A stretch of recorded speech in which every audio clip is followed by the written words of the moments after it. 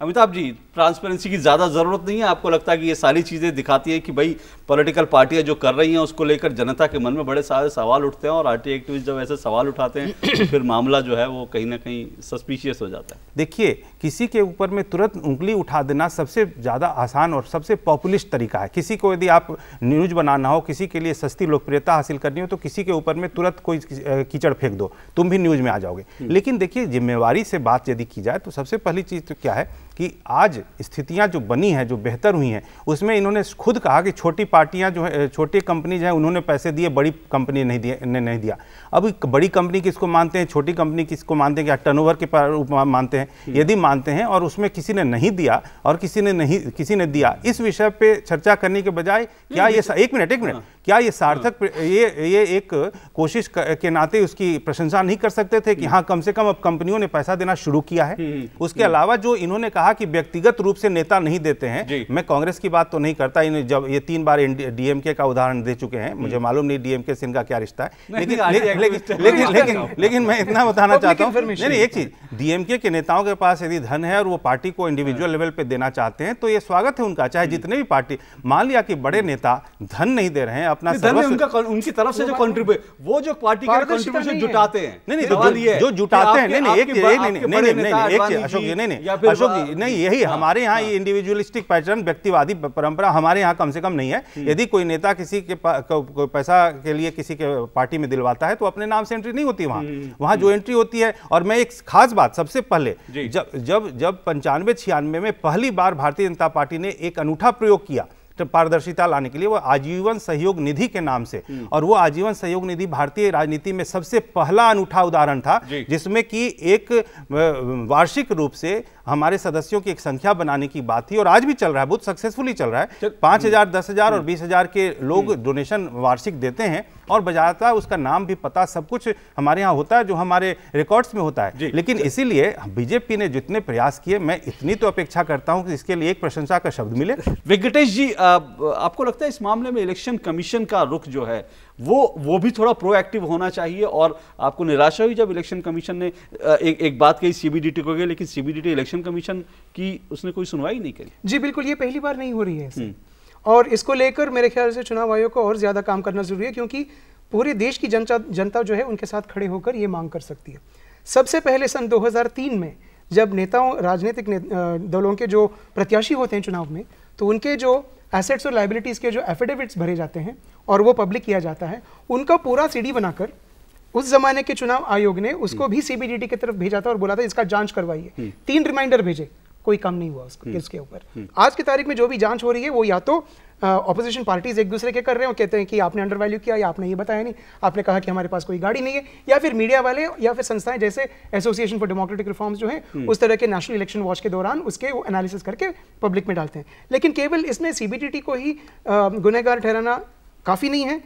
एक और चिट्ठी चुनाव आयोग ने वही मई के महीने में पिछले साल भेजा था गृह मंत्रालय को, और सारे राजनीतिक दल, केवल 17 नहीं, देश के सारे राजनीतिक दल, सबके जो कंट्रीब्यूशन रिपोर्ट से जो 20,000 के ऊपर होते हैं, बीएसपी जैसे पार्टीज ने बोला 20,000 के ऊपर हमने कुछ डोनेशन लिया ही नहीं, लेकिन कई सारे पार्टियां हैं जिन्होंने बोला कि हाँ हमने इतना लिया है, तो उन सबको सीडी के माध्यम से बनाकर उनको भेज दिया और बोला इसके ऊपर कार्रवाई उचित तौर पर की जाए। तो वहां पे भी मैंने आरटीए लगाई थी, जवाब एक ही मिला, 500 नहीं मिले, अच्छी बात है।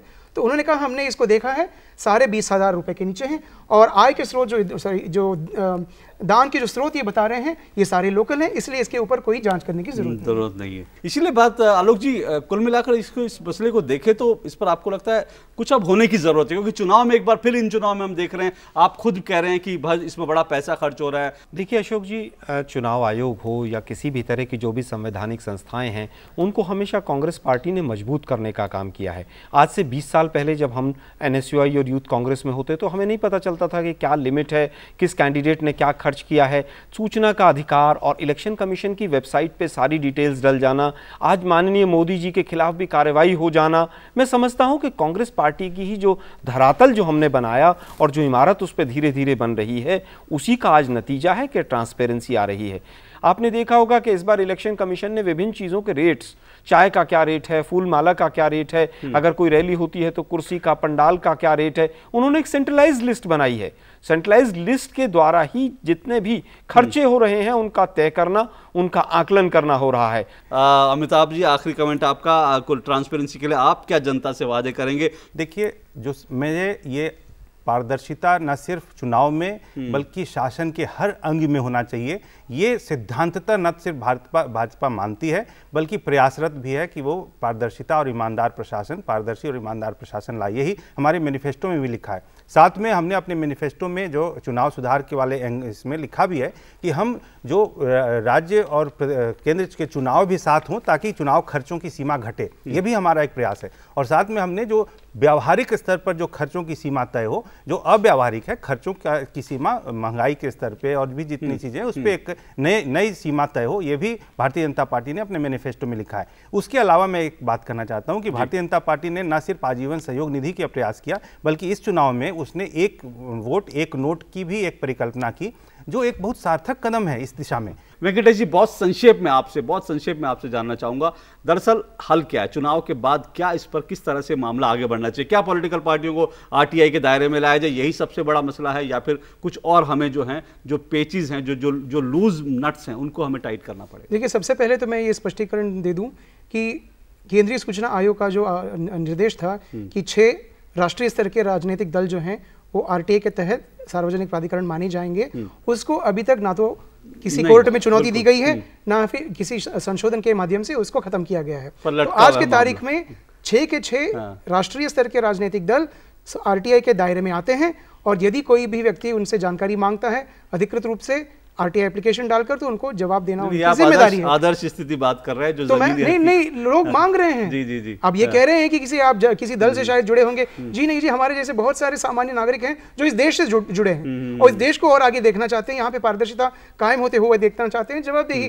कायम होते हुए देखना चाहते हैं। इसीलिए हमारी कोशिश जो है ये कानूनन है कि कानून एक बना है तो कानून का शासन हो इस देश में, ना कि किसी व्यक्ति का शासन हो, ना किसी दल का, ना किसी कौम का शासन हो, आम नागरिकों का शासन होना चाहिए। बहरहाल आज इस कार्यक्रम में इतना ही, आप लोग शामिल हुए, बहुत बहुत शुक्रिया। आलोक जी आपका, वेंकटेश जी और अमिताभ जी आपका बहुत बहुत शुक्रिया। तो ये जो आज का मुद्दा था हमने आपको उठाया, लेकिन इस बीच आरटीआई को लेकर देश भर में जो कुछ होता रहा वो सभी समेट के ला रहे हैं हमारे संवाददाता आरटीआई इस हफ्ते में। इन दिनों एक नया चर्चा है कि मुलायम सिंह के जो समधी हैं अरविंद सिंह बिष्ट करके वो पहले पत्रकार हुआ करते थे और अब राज्य सूचना आयोग में उन्हें आयुक्त पद दे दिया गया है।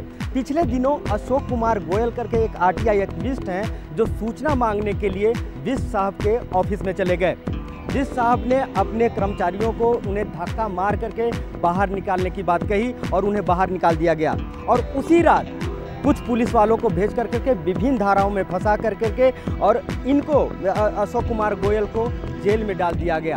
हालांकि सिर्फ ये उत्तर प्रदेश में नहीं हो रहा है, ये पूरे देश में इस तरह के मामले हो रहे हैं। ये खबर दिल्ली से है, जब दिल्ली के एक आरटीआई आवेदक ने दिल्ली के स्वास्थ्य विभाग में आरटीआई डालकर ये जानना चाहा कि पिछले 4 सालों में जो सरकारी अस्पताल हैं उनमें कितने बच्चों की मौत गर्भपात द्वारा हुई, एमटीपी यानी कि जो मेडिकल टर्मिनेट प्रेगनेंसी है उसके द्वारा हुई। जो आरटीआई से जो जानकारी आई वो बेहद चौंकाने वाली थी। पिछले 4 सालों में 90,000 से ज़्यादा बच्चों की मौत गर्भपात से हुई, यानी कि ये जो आंकड़ा है ये सिर्फ सरकारी अस्पतालों का है। और इस बात से बिल्कुल इनकार नहीं किया जा सकता कि जो प्राइवेट अस्पताल हैं जिनके लिए पैसा ही सबसे महत्वपूर्ण है, वहां पर ऐसे अमानवीय कार्य नहीं होते होंगे। आरटीआई आवेदक ने जब पहले आरटीआई डाला तो, और उसके बाद जो ये मामला है केंद्रीय सूचना आयोग पहुंचा, केंद्रीय सूचना आयोग के हस्तक्षेप के बाद स्वास्थ्य विभाग ने ये जवाब दिया। अमिताभ बच्चन, सचिन तेंदुलकर और आमिर खान को मनरेगा के तहत फायदा मिलता है।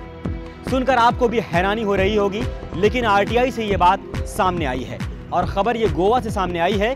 गोवा में एक परिवर्तन एनजीओ है जिसने आरटीआई लगाई, जिसके बाद ये उत्तरी गोवा के चेंबल से जानकारी सामने आई है और जवाब दिया है गोवा रूरल डेवलपमेंट एजेंसी ने। और उसने कहा है, जो कि एनजीओ ने ये आरोप लगाया है कि गोवा में मनरेगा के तहत एक बहुत बड़ा घोटाला है, जिसमें कि सेलिब्रिटीज़ और क्रिकेटर्स का नाम देकर जो पैसे का गबन हो रहा है। हद तो तब होगी जिसमें कि cricketers Ricky Ponting, Kapil Dev, Rahul Dravid और तो और गोवा के मुख्यमंत्री मनोहर पर्रिकर का भी नाम शामिल है। भोपाल में व्यावसायिक परीक्षा मंडल जो 1970 के दशक में वहां पर स्थापना हुआ भोपाल में, लेकिन जैसे ही उसका स्थापना हुआ वहां पर धांधलियां बढ़ती गई। पेपर में आए, प्रकाश में आए, लेकिन उस पर कोई कार्रवाई नहीं हुई। अब सूचना के अधिकार कानून से मामला जब सामने आया है तो वहाँ के जो अधिकारी हैं, जो व्यावसायिक परीक्षा मंडल के जो अधिकारी हैं, उन्होंने कहा कि शिविर लगा करके और पूरे जो धांधली है उसकी जांच की जाएगी। लेकिन आपको बता दें कि अब तक उस पर कोई कार्रवाई नहीं हुआ है, कोई शिविर नहीं लगा है। और ऐसा भी नहीं है कि राज्य सरकार के पास ये मामला नहीं है, राज्य सरकार के नाक के नीचे ये सारी धांधलियाँ चल रही हैं, उसमें बड़े बड़े अधिकारी शामिल हैं। और अलबत्ता देखने वाली बात यह है कि व्यावसायिक परीक्षा मंडल के जब बड़े बड़े अधिकारी उस धांधली में शामिल हैं तो कैसे वे शिविर लगाते और क्या जांच होती। खबर दिल्ली से। दिल्ली विश्वविद्यालय के एक प्रोफेसर अमिताभ सिन्हा ने आरटीआई डालकर दिल्ली विश्वविद्यालय में हो रही एक अनियमितता का खुलासा किया है। सरकार ने ओबीसी यानी कि जो पिछड़ा वर्ग है उसके विकास के लिए विश्वविद्यालय में पैसा भेजा, लेकिन जो विद्यालय प्रशासन है उसने उस फंड से, उस निधि से, उस पूरे पैसे से 6000 लैपटॉप खरीद डाले। जबकि जो ओबीसी, जो पिछड़े वर्ग के विकास के लिए पैसा आया था वो अलग अलग मुद्दों पे खर्च होना था। उसमें शिक्षकों की नियुक्ति थी, लैब था, कंप्यूटर खरीदने थे, लेकिन प्रशासन ने पूरी की पूरी जो निधि है उससे लैपटॉप खरीद डाले और इसके साथ साथ 1400 लैपटॉप शिक्षकों के लिए खरीद डाले। जब सूचना अधिकार कानून से जवाब आया तो विद्यालय प्रशासन में हड़कंप मच गया। यूनिवर्सिटी के एक कैंपस के कोने में आरटीआई के आवेदन पड़े हुए मिले। मामला उत्तर प्रदेश आगरा के भीमराव अंबेडकर यूनिवर्सिटी से जुड़ा हुआ है, जहां पर आरटीआई के आवेदन गले हुए, उनमें जाले लगे हुए थे, एक कोने में पड़े हुए थे, जिसमें खुलासा हुआ है कि जो आरटीआई के आवेदन हैं वो उनका जवाब नहीं दिया जाता। हालांकि लोगों की जो उम्मीद थी आरटीआई के दिन उन्होंने आवेदन किया था, उनको एक नाउम्मीदी हाथ लगी है। इससे पहले भी यूनिवर्सिटी के खिलाफ ये आरोप लगते रहे कि उसने आरटीआई के तहत जो आवेदन आते हैं उसका जवाब देने में विश्वविद्यालय आनाकानी करता है। हालांकि जब मामले में इसमें पूछताछ की गई रजिस्ट्रार से, रजिस्ट्रार ने कहा है कि इस मामले में जांच करने की बात कही है। तो ये था आरटीआई इस हफ्ते और इसी के साथ आज कार्यक्रम में इतना ही। आपको हमारा कार्यक्रम कैसा लगा, कोई भी प्रतिक्रिया चाहे तो आप हमें भेज सकते हैं। हमारा पता है जानने का हक, कमरा नंबर 226, दूरदर्शन भवन, टावर बी, मंडी हाउस, कॉपर निकस मार्ग, नई दिल्ली 110001।